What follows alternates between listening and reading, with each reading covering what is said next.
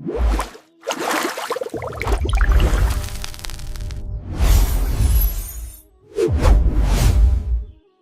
कृष्णा।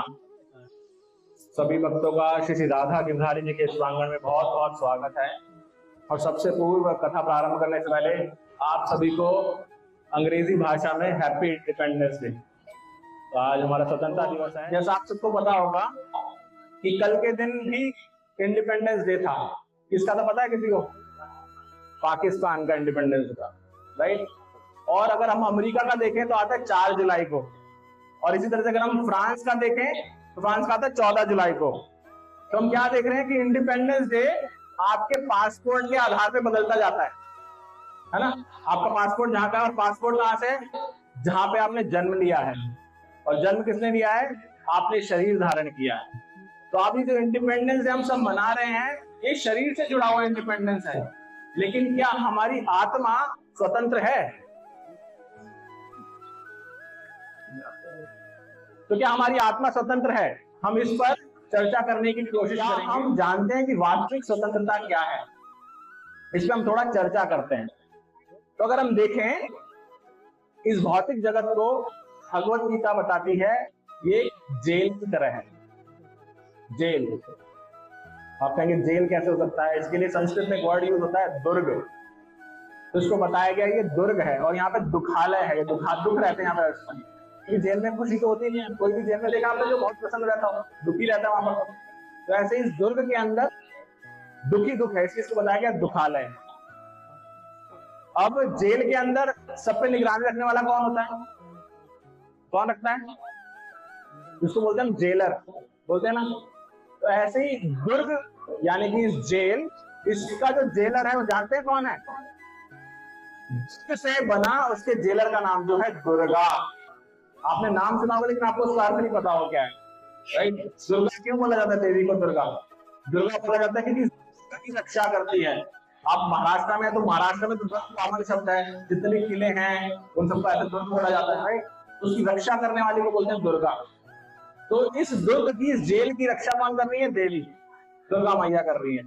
तो किसने बताया उनको रक्षा करने के लिए? भगवान ने बोला। भगवान बोलते हैं मया अध्यक्षेण प्रकृति सूयते सचराचर। भगवान दसवें अध्याय बोलते हैं कि जो प्रकृति है, जो देवी शक्ति है, ये मेरी अध्यक्षता में कार्य कर रही है। तो ये इस जेल के अंदर कार्य कर रही है, इसकी सुरक्षा कर रही है। अब हम कहेंगे जेल कैसे समझे? जेल आप तो बता रहे हैं, शास्त्र बता रहे हैं, लेकिन हम कैसे समझे जेल है? तो इसको थोड़ा प्रैक्टिकली समझने की कोशिश करते हैं। जेल में क्या होता है? जो व्यक्ति जेल में है, हम उसको स्वतंत्र बोलते हैं? नहीं बोलते। क्यों नहीं बोलते? ऐसा क्या है जो हम कर सकते हैं बाहर रह करके वो नहीं कर सकता? वो भी तो घूम फिर रहा है, वो भी तो सोता है, वो भी तो खाता है, सब कुछ वो भी कर रहा है। तो फिर आप इसको जेल में करके अपने आप को स्वतंत्र बोलते हैं, ऐसा क्यों? वो जो कुछ कर रहा है उसमें लिमिटेशन है। वो अपनी 4 दीवारी से बाहर नहीं जा सकता, उसके अंदर है। लेकिन आप तो बाहर जा सकते हैं ना। आप मंदिर में आए हैं, बाहर जा सकते हैं। अगर इसके सारे दरवाजे बंद कर दिए जाएं और आपको कहा जाए ये अब जेल है, तो आप घूम तो सकते हैं इसके अंदर, लेकिन इसमें बंधे हुए हैं, इससे बाहर नहीं जा सकते, इसलिए उसको जेल कहा जाता है। ऐसे ही हम भी जेल में हैं। इसको कैसे समझा जाए? हमारी आत्मा, हम जो बात करते हैं, हम इससे आते हैं आत्मा। तो जब इस शरीर में प्रवेश करती है, ये एक जेल है, ये हमें बांधे हुए है। हमें लगता है हम स्वतंत्र हैं, लेकिन क्या हम वाकई में स्वतंत्र हैं? आप देखिए एक मछली को, मछली क्या करती है? जल में आराम से घूमती है, पूरे टाइम रहती है। एक पक्षी को देखिए, वो आकाश में आराम से उड़ता है। क्या आप कर सकते हैं? आपके पंख हैं, आप उड़ सकते हैं? आप जल में रह सकते हैं हमेशा? थोड़ी देर में सांस फूल जाएगा, नहीं रह सकते। इसी तरह से अगर हम जल में रहने वाले प्राणी को देखें, बाहर निकाल के, तो बचपन में कविता पढ़ी है, जल से निकालो मर जाएगी, बोलते ना मछली के लिए। क्यों? क्योंकि वो जेल में है बंधी हुई, शरीर रूपी जेल के अंदर फंसी हुई है वो। ऐसे ही हम जो सब आत्मा हैं, हम इस जेल के अंदर फंसे हुए, शरीर रूपी जेल के अंदर, हम इससे बाहर नहीं निकल पा रहे। और ये जेल को क्या बताया गया? इस जेल ये बताया गया है कि ये जन्म मृत्यु जरा व्याधि, हम इस जेल में फंसे हुए। हम बार बार जन्म लेते हैं, मृत्यु होती है, बूढ़े होते हैं, बीमारियां होती हैं, फिर वापस से मर जाते हैं, फिर दूसरे शरीर में जाते हैं।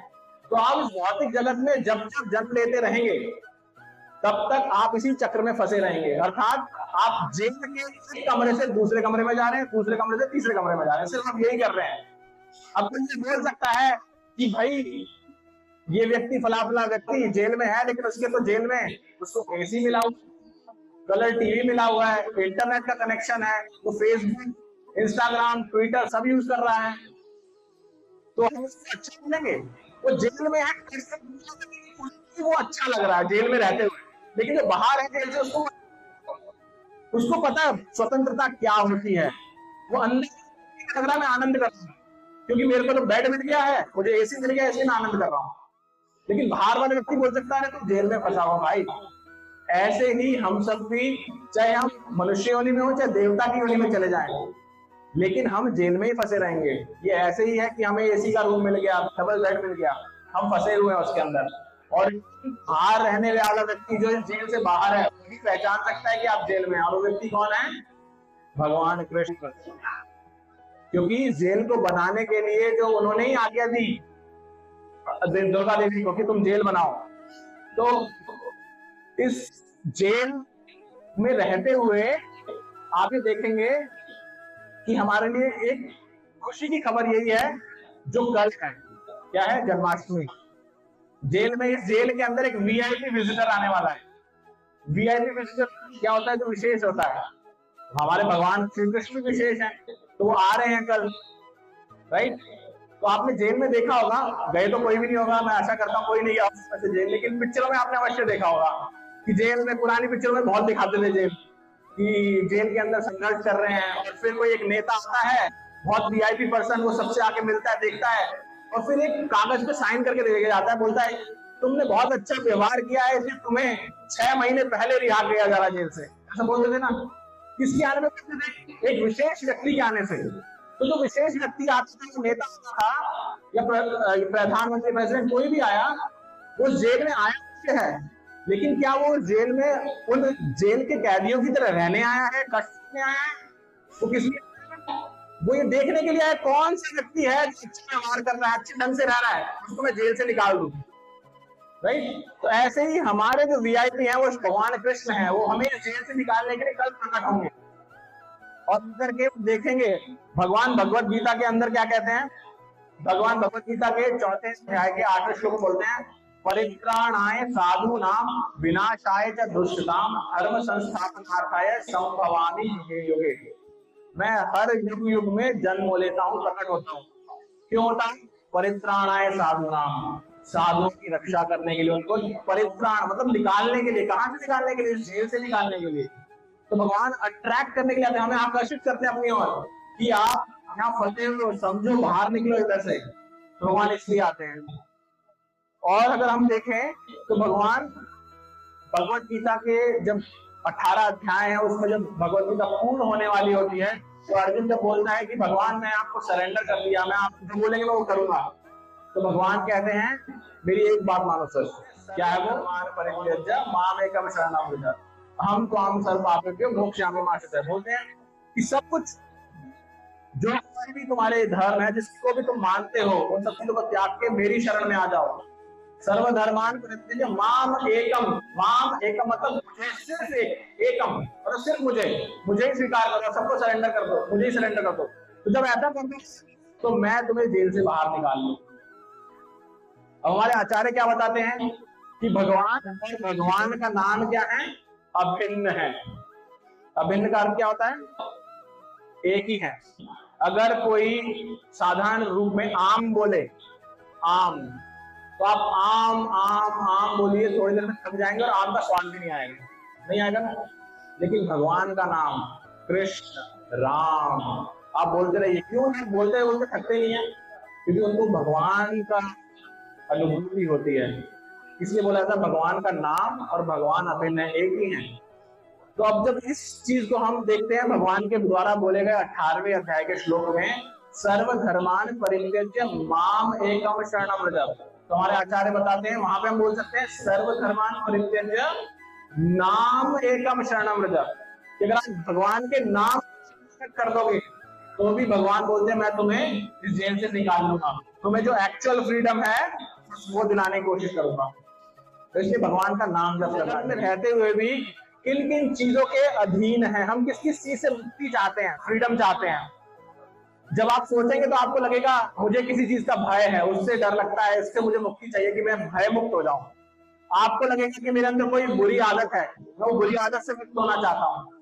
आपको लगेगा कि मुझे किसी तरह का स्ट्रेस है किसी कार्य से, मैं उससे मुक्त होना चाहता हूं। आपको लगेगा कि मैं अकेला रहता हूं या अकेली रहती हूँ, मुझे उस अकेलेपन से भय लगता है, मैं उस अकेलेपन से दूर होना चाहता हूँ।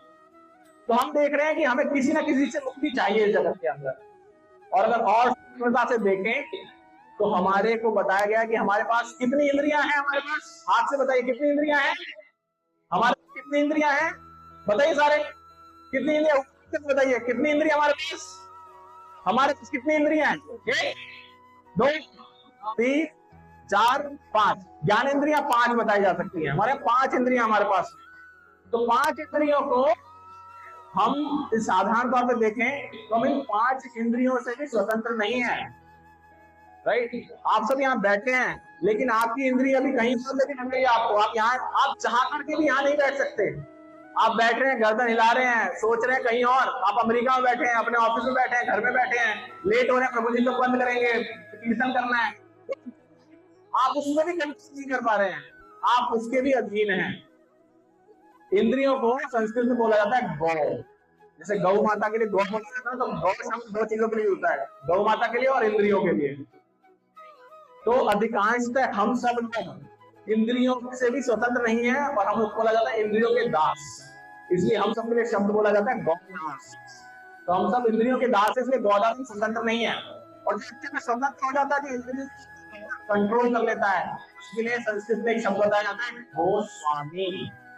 वो गो का स्वामी है, यानी कि अपनी इंद्रियों का मास्टर है, वो अपनी इंद्रियों पे स्वतंत्र हो चुका है। वो आप सबने सरनेम में सुना होगा, लोग बोलते हैं अलग अलग गोस्वामी जी हैं। वो गोस्वामी ऐसे नहीं बना, वो बना ऐसे है कि परंपरा में जो है उन्होंने अपनी इंद्रियों प्राप्त कर ली थी। वो इंद्रियों चाहते थे वैसा ही होता था। अगर वो चाहते थे कि यहाँ बैठूं मैं 10 घंटे बैठूं तो 10 घंटे यहीं रहेंगे। वो परीक्षित महाराज, भागवत के बारे में आपने सुना होगा। परीक्षित महाराज जब उनको मरणासन थे, 7 दिन मिले थे उनको, उन्होंने 7 दिन 7 रात तक लगातार बिना हिले बिना डुले बिना कुछ खाए पिए एक जगह पर बैठ करके भागवत श्रवण किया था सुखदेव गोस्वामी से। इसे बोलते हैं गोस्वामी। एक स्थान, मतलब सब छोड़ दिया, बस मैं जो चाह रहा हूँ, मेरी आत्मा चाह रही, मैं से वही करूं, तो इसको बोला जाता है। तो भगवान एक्चुअल में इस जगत में आते हैं हमें इन सब चीजों से स्वतंत्र कराने के लिए। जब हम भक्ति करते हैं तो हम धीरे धीरे देखते हैं कि हम इन चीजों के दासता से बाहर निकल के गोस्वामी बन जाते हैं। इसलिए आप देखेंगे अधिकतर गोस्वामी कहां पर है, कहां पर है अधिकतर गोस्वामी? भारत के कौन से प्रांत में ज्यादा गोस्वामी मिलते हैं आपको? वृंदावन। आपने देखा होगा जितने भी महाराज हैं जो भी हैं, कहाँ है? वृंदावन में। क्यों है? भगवान का धाम है वो भक्ति कर रहे हैं भगवान की। जब भक्ति करते हैं तो वो अपने आप उन 2 इंद्रियों के दासता से उससे स्वतंत्र हो जाते हैं, उससे बाहर आते हैं। तो भक्ति बहुत इंपॉर्टेंट है। तो हम ये देख रहे हैं अंत में कि हमारे जो पूर्वज थे उन्होंने हमें स्वतंत्रता दिलाई इस शारीरिक रूप से कि हम जहां भी जन्म लिए भारत के अंदर तो हम स्वतंत्र हो जाएं। लेकिन अब हमारी बारी है कि हम अपनी आत्मा को स्वतंत्र कराएं, आत्मा को दासता से स्वतंत्र कराएं, तभी वो असली स्वतंत्रता है। कैसे स्वतंत्रता क्या है? भक्ति सुना है बहुत, लेकिन भक्ति पता नहीं है क्या होता है। हम तो सिर्फ भक्ति ये जानते हैं कि इंस्टाग्राम पर लोग रील बनाते रहते हैं भक्ति के नाम पे। तो क्या वो भक्ति है? भक्ति का बहुत सिंपल फॉर्मूला है, उसको बोला जाता है ABCD। सभी बोलिए ABCD। तेज बोलिए ABCD। हाँ, तो भक्ति क्या है? ABCD। क्या है ABCD? अब जैसे ऐसे बोलेंगे बोलिए, ए बोलिए, ए एसोसिएशन। एसोसिएशन का क्या होता है? संग, भक्तों का संग। तो आप जब यहाँ मंदिर आए हैं यहाँ पर आज, तो आप भक्तों का संग कर रहे हैं। संग में नहीं होता कि मंदिर आए, भगवान को हाथ जोड़े, नीचे प्रसाद दिया और चले गए। संग का अर्थ होता है श्रवण करना। जो कोई कुछ बता रहा है, आपको यहाँ भक्त दिख रहे हैं, उनसे श्रवण करना, क्योंकि उसी हमारे श्रवण के माध्यम से हमारे हृदय में परिवर्तन होगा। तो वो है एसोसिएशन। A for association. अब बी फॉर गीता है हमारे लिए, B for Bhagavad Gita. B ठीक है, तो बी फॉर भगवत गीता हो गई। ये ऑप्शन अभी हम इसी की चर्चा कर रहे हैं। जब थोड़े और बड़े हो जाते हैं, बी फॉर बॉल के अलावा बी फॉर बास्केट भी बोलते हैं, ऐसे ही बी फॉर भागवतम भी होती है। आप सुबह के समय आएंगे तो भागवतम आपको श्रवण होगी यहाँ पर। तो ऐसे आपको नियमित रूप से भगवत गीता का पाठ करना चाहिए, आप पढ़े उसको।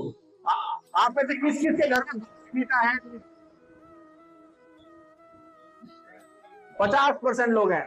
तो आप जो बाकी 50% लोग हैं, कृपया जब नीचे जाएं तो भगवत गीता लेके जाएं, क्योंकि बहुत है भक्ति में आगे बढ़ने के लिए। भगवान को आप यहाँ से अपने घर तक तभी ले जा सकते हैं, सिर्फ लड्डू के विग्रह घर पे होने से भक्ति नहीं होगी। आपको ये भगवत गीता होनी बहुत आवश्यक है। अब आप इसमें से 50% इन्होंने हाथ खड़ा किया भगवत गीता है, आप में से कितने हैं जो भगवत गीता कभी से पढ़ते हैं? चलो 50 के भी 50 हो गए। तो आप जिनके पास है, आप एटलीस्ट ज्यादा नहीं, सिर्फ एक श्लोक प्रतिदिन पढ़ें। आपको हो सकता है समझ में ना आए, खुद से पढ़ने से समझ में नहीं आएगा, पहली बार नहीं आएगा, लेकिन आप सिर्फ ये सोच करके कि भगवान देख रहे हैं कि आप पढ़ रहे हैं। और भगवान भगवत गीता बताते हैं ददामि बुद्धि योगम। ददामि का मतलब मैं देता हूँ, बुद्धि का मतलब इंटेलिजेंस, योगम योगम मतलब जुड़ना, मुझसे जुड़ने की बुद्धि मैं ही देता हूँ। तो भगवान देंगे, कब देंगे? जब वो देखेंगे कि हम मेहनत कर रहे हैं नहीं कर रहे हैं। और मेहनत क्या है? तो पढ़ना, कोशिश करना एक श्लोक पढ़ने के लिए, धीरे धीरे हो जाता है। जैसे कि हम पहले भी इस पर चर्चा कर चुके हैं। आप में से कितने लोग आ रहे हैं? आप सबको सारे हाथ खड़ा नहीं कर रहे, लेकिन आया तो होगा, मुझे पता नहीं ऐसा कोई व्यक्ति जिसको बुखार ना आया हो, राइट? आप पैरासिटामोल है ना, या क्या बोलते हैं उसको, डोलो खाते हैं। अब जब आप गोली खाते हैं तो मैं आप में से किस किस व्यक्ति ने हाथ खड़ा कीजिए और ये पता है डोलो के अंदर क्या है? आपको गोली के अंदर क्या है? किसी का खड़ा हुआ नहीं है। माता जी को पता है, एक बार पीछे जो खड़े बैठे हैं, लेकिन अधिकांश से किसी को नहीं पता। लेकिन जब आप गोली खाते हैं तो नहीं करती है, करती आप आपका कुछ तुम्हें तो पता ही नहीं मैं मेरे अंदर क्या है, मैं कैसे असर करूंगी, लेकिन फिर भी असर करती है। ऐसे ही ये भी वही गोली है, आपको समझ आए ना आए असर करेगी। आपको बस श्रद्धा रखनी है और नियमित रूप से एक श्लोक अवश्य पढ़ना है। आप इसको पढ़ेंगे तो आप देखेंगे धीरे धीरे अंदर आपके अंदर परिवर्तन आएगा, आपके अंदर पॉजिटिव चेंज आने लगेगा। तो हमने देखा ए और B, A for B for Bhagavad Gita. अब आ जाते हैं सी पर। सी फॉर कैट होता है, हमारे क्या है? सी फॉर चैंटिंग। चैंटिंग है भगवान का नाम जप। आप देखेंगे सब भक्तों के पास में ऐसी झोली रहती है। आप में से किसके पास है झोली ऐसी? कितने भक्तों के पास है यहाँ पर? अब तो 5% ही रह गए लोग। पुनः आप सबसे अनुरोध है, नीचे ये भी आप सबके लिए सब कुछ सुविधा है। आप का फॉर्मूला है ना, सब मिश्रण नीचे मिल रहा है। आप यहाँ से जाएंगे, एक झोली लीजिए और इसके अंदर एक माला लीजिए। माला भी है नीचे, ऐसी माला। इस माला पे भगवान का नाम जप करें। क्या नाम जप करना है? जो आप कीर्तन करते हैं वो लिखा मंत्र कौन बोलेगा? हरे कृष्णा कृष्णा कृष्णा हरे हरे, हरे राम राम राम हरे हरे। तो आपको इसका नाम जप करना है, ताकि आपको हो सकता है क्या होगा, आपका आगे से क्या होगा, गोली की तरह ये भी असर करेगा, आप में परिवर्तन आएगा धीरे धीरे। तो आप इसको डेली एक माला से अवश्य प्रारंभ करें। और क्योंकि आज विशेष दिन है, भगवान का जन्म होने वाला है, तो आप भगवान से बोलिए कि भगवान मेरे अंदर शक्ति नहीं है, ना मुझे स्वाद है, मैं पता नहीं कैसे करूंगा या करूंगी, लेकिन आप में शक्ति है। आप मुझे अंदर से शक्ति दीजिए कि मैं एक नाम जब आपकी माला का कर सकूं। मैं आपके सामने कि मैं एक माला जरूर करूंगी, रोज करूंगा, बस आप मुझे शक्ति दीजिए। और टेस्ट ना भी आए तो भी कीजिए। आप में से आपको पता होगा टाइफाइड नाम की बीमारी होती है ना? टाइफाइड के अंदर मुझे नहीं हुए भगवान की कृपा से, लेकिन मैंने ऐसा सुना है, हमारे आचार्य बताते हैं गन्ने का जूस किससे पिया है? गन्ने का जूस क्या मीठा, लेकिन ऐसा बताते हैं जो जिसको टाइफाइड है ना, उसको टेस्ट नहीं आता उसका, वो कहता कड़वा है। अब कोई कहेगा कैसे बोल सकता कड़वा है गन्ने का जूस, सबको तो मीठा लग रहा है। तो अगर कोई बोले गन्ने का जूस पी करके भाई ये कड़वा है, तो क्या कहेंगे? भाई बीमार हो, राइट? और मुझे तो टेस्ट आ रहा है। जब पीते रहते हैं टाइफाइड में, जब ठीक होते जाते हैं बीमारी से पी करके, तो वापस से टेस्ट आने लग जाता है। तो ऐसे हरिनाम भी ऐसे ही है, आपके में आनंद नहीं आएगा इसको करने में। आप कहेंगे कि आप प्रभु जी ने जबरदस्ती बुलवा दिया, अब मुझे 5-10 मिनट रोजाना लगाने पड़ रहे हैं इसके अंदर, क्योंकि हम बीमार हैं, हम स्वतंत्र नहीं है, हम दास्तान में हैं, हम स्वतंत्र नहीं है और बीमार हैं, तो इसलिए हमें आनंद नहीं आएगा, उसमें टेस्ट नहीं आएगा। लेकिन जब आप डेली करते जाएंगे तो आपकी बीमारी धीरे धीरे कम होती जाएगी। और ये चेक भी है आपका बैरोमीटर कि आप भक्ति में बढ़ रहे हैं नहीं बढ़ रहे हैं आप आगे, भगवान आपको स्वतंत्र करा पा रहे हैं नहीं करा पा रहे, ये भगवान का जो मंत्र है वो बताता है आपको। तो आप प्लीज सभी प्रण लें कि भगवान का नाम जप करेंगे। अब आ जाता है A for B, C for chanting, right. अब आता है डी, डी फॉर डॉग। हमारा डॉग नहीं है, हमारा सबसे अच्छी चीज है क्या है, डीटी, यानी कि हमारे विग्रह जो आप सबके घर में होंगे। और क्या है इसके अलावा होता है भगवान का डिवोशनल प्रसाद, यानी कि भगवान को चढ़ाया हुआ भोग जो प्रसाद बन जाता है। इसका अर्थ क्या है, दो चीजें हैं इसके अंदर कि आप भगवान के विग्रह को, जिनके घर में भगवान के विग्रह, हाथ खड़ा कीजिए, लड्डू गोपाल से लेकर के श्री कृष्णा, राधा कृष्णा, जगन्नाथ जी, आपके गौर निताई, अगेन बहुत कम भक्त हैं, तो आप भगवान के विग्रहों को, स्टार्टिंग में छोटे लड्डू गोपाल जी, अगेन कहां पर है, नीचे, आपको वो भी मिल जाएंगे। तो आप भक्ति के लिए सब चीज मिलेंगी आपको यहाँ से, ABCD का पूरा फॉर्मूला नीचे आपके पास है। तो आप छोटे से विग्रह लेके जाइए अपने घर पर और उनकी क्या कीजिए, पूजा अर्चना, उनको डेली अभिषेक कराइए, उनके लिए वस्त्र पहनाइए, उनके साथ अपना संबंध स्थापित करें। तो जब हम भगवान के साथ अपना संबंध स्थापित करते हैं तो हमारी सुनने लगते हैं, हम उनसे क्या कहना चाह रहे हैं, वो आपके साथ आदान प्रदान करेंगे। हमारी शास्त्र में बहुत ऐसी कथाएं बताई गई हैं जिसमें भगवान के जो विग्रह हैं वो अपने भक्तों से बातचीत करते हैं, जिसमें सबसे बड़े जो बात करने वाले जिनकी बहुत कथाएं वो हमारे जगन्नाथ जी हैं। जगन्नाथ जी की बहुत अनंत कथाएं हैं कि भक्तों के साथ बहुत आदान प्रदान किया हुआ। अभी कुछ दिन पहले जगन्नाथ रथ यात्रा आई थी, तो हमने बहुत कथाएं की थी। अगेन समय की कमी होने की वजह से मैं अभी कथा नहीं बताऊंगा आपको जगन्नाथ जी की, लेकिन ऐसी बहुत कथाएं हैं। तो आप क्या लेके जाइए, भगवान के विग्रहों का पूजन कीजिए घर में। दूसरा क्या था, डिवोशनल प्रसाद। वो क्या है, आप जो कुछ भी खाएं वो भगवान को भोग लगा करके खाएं। ये बहुत आवश्यक है, क्योंकि अगर आपने ABC तो कर लिया लेकिन D नहीं किया तो ये ऐसा ही है कि जैसे मटके में अगर छेद हो तो क्या आप उसमें पानी भर सकते हैं, नहीं भर सकते ना। कोई भर सकता है छेद वाले मटके में पानी, भरेगा सही, बहुत मेहनत करके। आप समझ लीजिए आप पुराने जमाने में रहते हैं कि आपको तालाब में जाकर के पानी भर के लाना पड़ता है घर में, और मटका आपको दे दिया उसमें छेद है, तो आप भरेंगे, जब तक घर पहुंचेंगे उसको भर के लाके तब खाली हो जाएगा, फिर आ जाएंगे, फिर भर के लाएंगे, फिर खाली हो जाएगा, क्यों रहा है खाली, और आप कहेंगे तो कितनी मेहनत बेकार जा रही है। तो ऐसे अगर आप ABC कर रहे हैं लेकिन D नहीं कर रहे हैं तो आप कहेंगे प्रभु जी ने तो कहा था भक्ति होती है, हम तो ABC कर रहे हैं लेकिन भक्ति में तो कुछ प्रगति नहीं हो रही, हमें तो नाम जप में भी टेस्ट नहीं आ रहा, हम तो भगवत गीता का पढ़ रहे हैं तो उसमें भी कोई टेस्ट नहीं आ रहा। उसका कारण है आपने छेद छोड़ दिया उसमें। भगवान भगवत गीता के 3रे अध्याय के 13वें श्लोक में बोलते हैं कि जो भी व्यक्ति बिना मुझे भोग लगाए कुछ भी खाता है वो पाप खा रहा है, पाप कर रहा है, मतलब एक पाप करते जा रहे हो, यानी कि छेद करते जा रहे हो आप, तो आपको उसका लाभ नहीं मिलेगा। तो क्या आवश्यक है कि आप घर में जो भी खाते हैं उन सबको आप पहले भगवान को, विग्रहों को, आपके घर में विग्रह नहीं है तो भगवान का चित्र होगा, उसको आप भगवान को ऑफर कीजिए। वो भी नहीं है तो भगवान क्या बोलते हैं, मैं हूँ भावग्राही जनार्दन, मैं भाव ग्रहण करता हूँ। तो आप सिर्फ आंख बंद कीजिए और आंख बंद करके भगवान को बोलिए कि भगवान ये जो घर में मेरे बनाए खाने की चीज आप इसकी कृपा से स्वीकार करें, और स्वीकार करने के बाद में इसको आप अपने प्रसाद में बदल दीजिए, ताकि जो मैं ABCD की प्रैक्टिस कर रहे हैं, भक्ति कर रहा हूँ या कर रही हूँ, उसमें प्रगति कर सके, मुझे आपका प्रेम प्राप्त हो।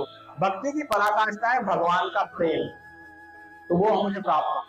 तो जब आप ऐसा करेंगे तो आप देखेंगे कि ABCD का फॉर्मूला रंग ला रहा है, आप भक्ति में बढ़ते जा रहे हैं, धीरे धीरे आगे जाते जा रहे हैं।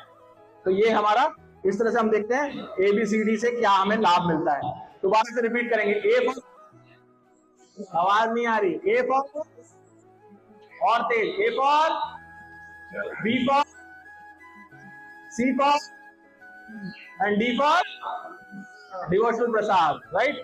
तो हम इस तरह से देखते हैं कि किस तरह से हमने भगवत गीता के जो पहले 3 श्लोक है 16वें अध्याय के, वो हमें सिखाते हैं कि कैसे हम जीवन को स्वतंत्र होकर जी सकते हैं शरीर के साथ, राइट। उसके बाद हमने देखा कि ये जो हमें इस शरीर के माध्यम से पॉलिटिकल आजादी तो मिल गई है, लेकिन हमारी आत्मा को आजादी नहीं मिली है।